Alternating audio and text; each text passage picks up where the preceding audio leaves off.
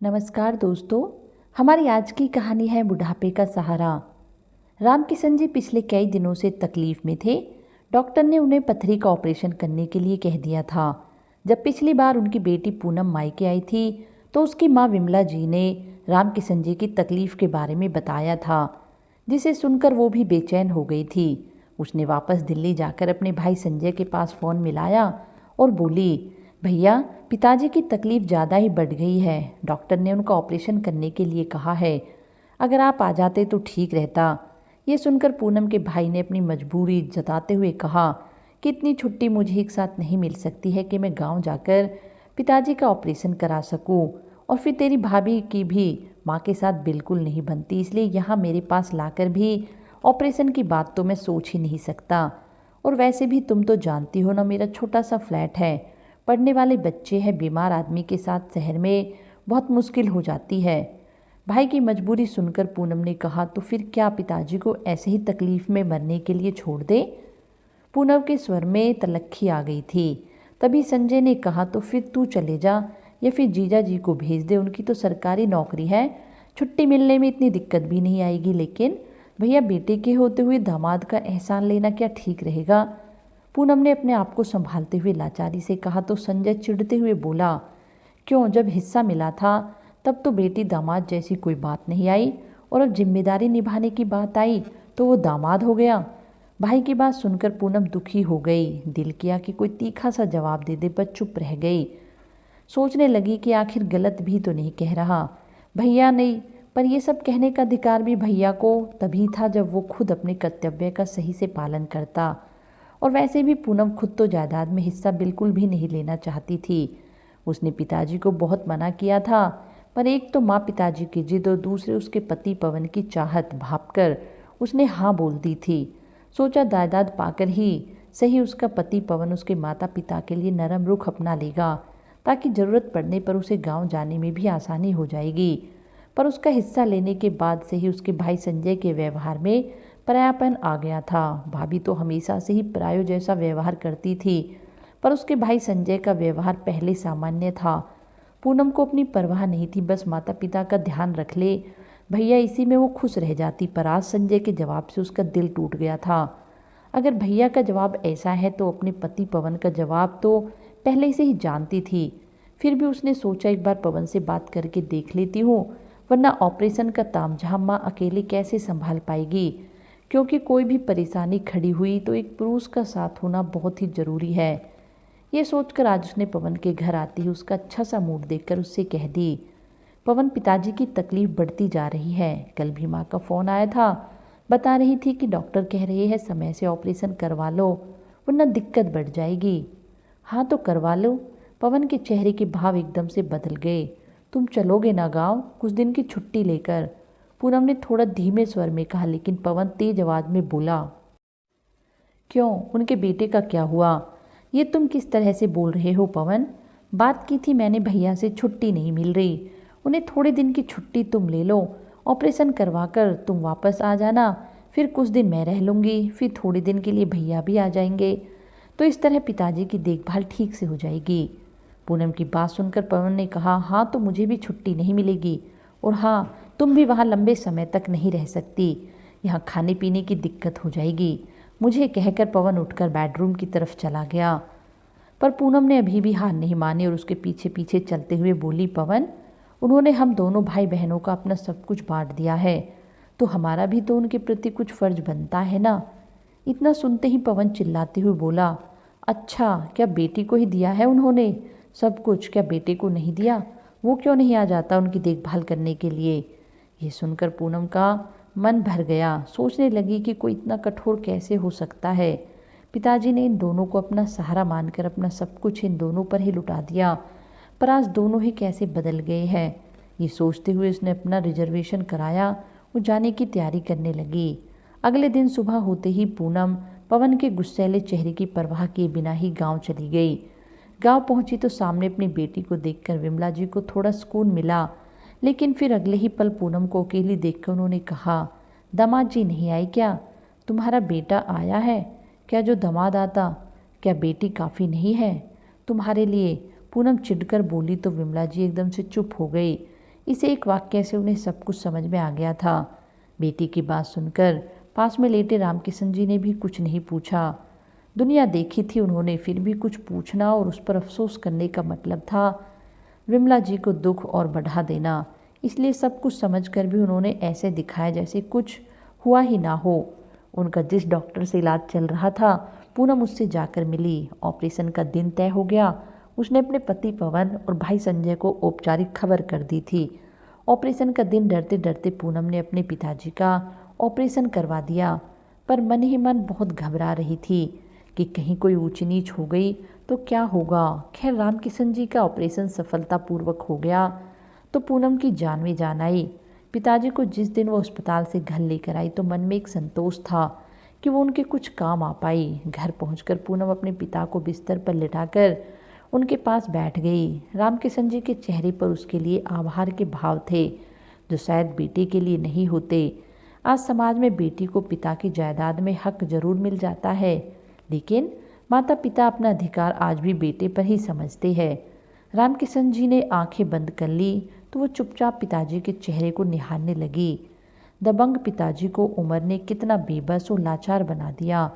वो सोचने लगी कि पिताजी ने उन दोनों भाई बहनों को कितने प्यार से पढ़ाया लिखाया, योग्य बनाया। वो लड़की होते हुए भी अपने पति की इच्छा के विरुद्ध अपने पिता की ज़रूरत पर आ गई। लेकिन भैया वो पुरुष होते हुए भी अपनी पत्नी की इच्छा के विरुद्ध अपने पिता के काम नहीं आ पाए। ये सच है कि रिश्ते तो स्त्रियां ही संभालती है, पर चाहे फिर भी वो मायके का हो या ससुराल के।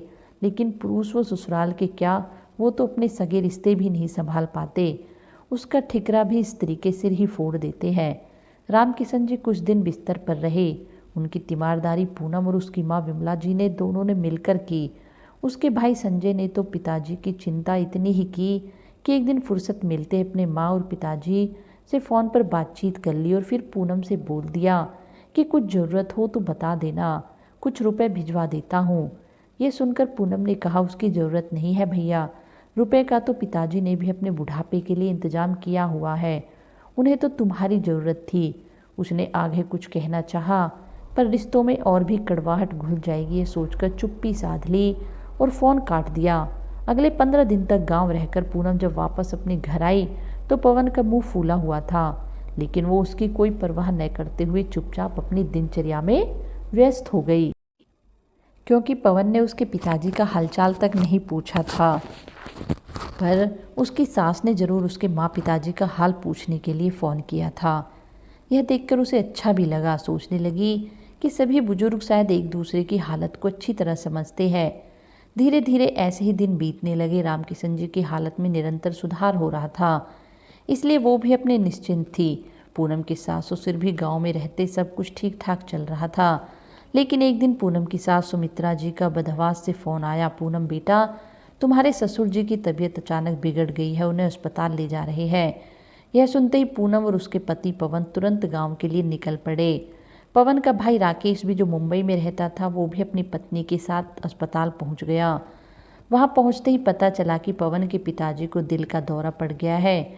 उनके बड़े बेटे राकेश की पत्नी सरिता जो कि एक प्राइवेट स्कूल में पढ़ाती थी, वो 2-4 दिन की छुट्टी लेकर आई, पर उसके सास ससुर जी को तो एंजियोप्लास्टी और उसके बाद की देखभाल के लिए लंबे समय की ज़रूरत थी। इसलिए पवन के पिताजी की अभी अस्पताल में ही थे। सरिता की छुट्टियां ख़त्म हो गई, वो तो वापस जाने की तैयारी करने लगी। तभी पवन के भाई राकेश ने कहा मैं भी चलता हूँ। भैया सरिता अकेली कैसे जाएगी? लेकिन राकेश तुम ऐसे कैसे जा सकते हो? पिताजी को लंबी देखभाल और इलाज की ज़रूरत है। अगर अभी तुम जा रहे हो तो ठीक है, कुछ दिन तक हम रुक जाते हैं, फिर कुछ दिन तुम लोग छुट्टी लेकर आ जाना।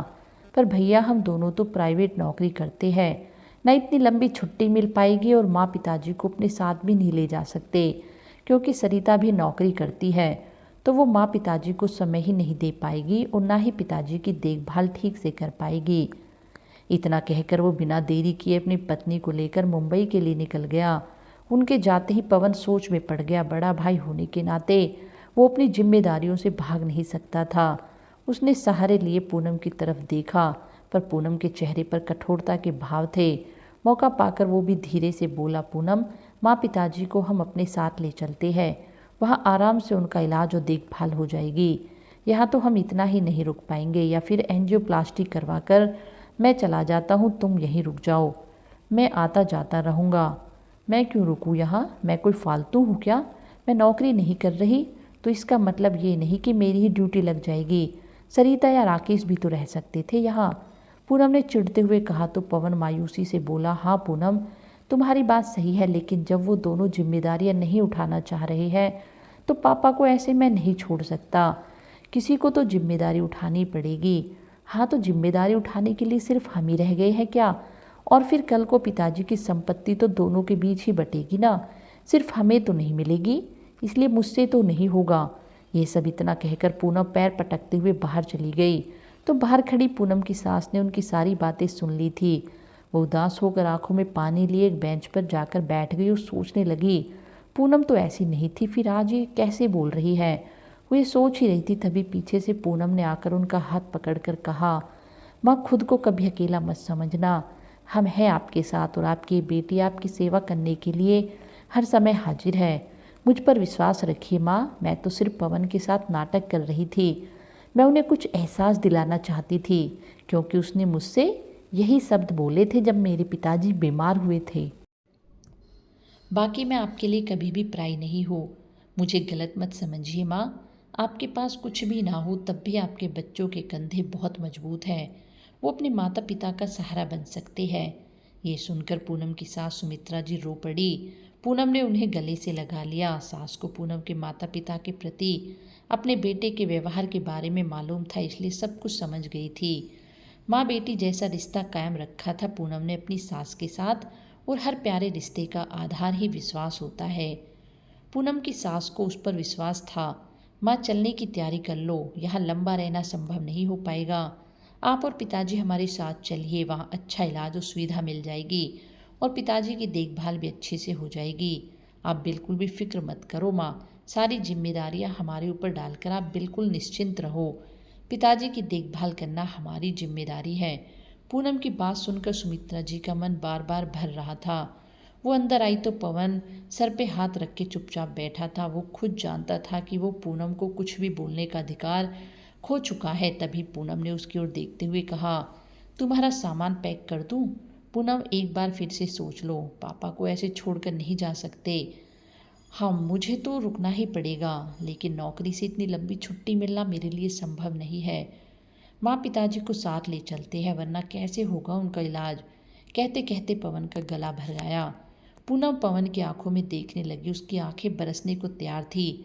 सोचने लगी कि अपने माता पिता से इतना प्यार करने वाला पवन आखिर उसके माता पिता के लिए इतना कठोर कैसे हो सकता है। अपने पिताजी की याद आते ही पूनम का मन एकाएक पवन के प्रति कड़वाहट और नफरत के भाव से भर गया। लेकिन उसके संस्कार उसे इसकी इजाज़त नहीं देते थे। वो अपने सासुर ससुर के प्रति ऐसी कठोर दिल नहीं हो सकती थी। उसने अपने आप में डूबा देखकर पवन ने कहा, पूनम क्या सोच रही हो? पापा को साथ ले चले ना?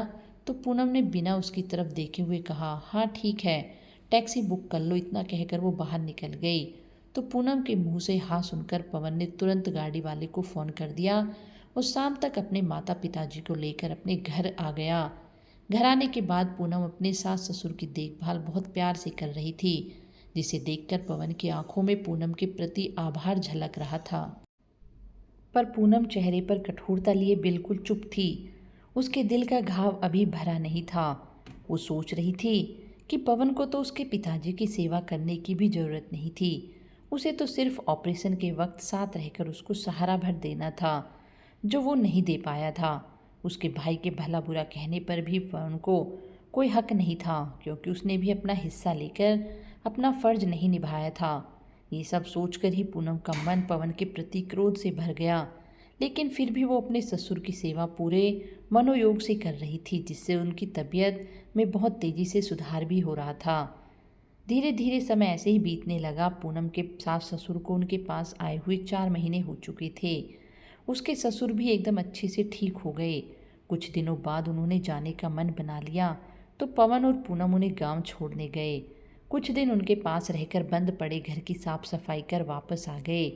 सब कुछ ठीक हो गया था, पर उसके और पवन के बीच का शीत युद्ध अभी भी चल रहा था। उनके बीच की वो अदृश्य चुप्पी अभी भी खत्म नहीं हुई थी।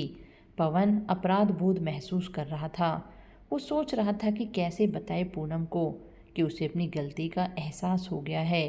उसे बहुत बड़ी गलती हो गई थी। अब वो समझ पा रहा था कि अगर इस तरह बच्चे माता पिता की जिम्मेदारी एक दूसरे पर डालते रहेंगे तो उनकी देखभाल कौन करेगा। कल यही अवस्था उनकी भी होगी और तब उनके बेटा बेटी भी अगर उनके साथ यही करेंगे तो उन्हें कैसा लगेगा।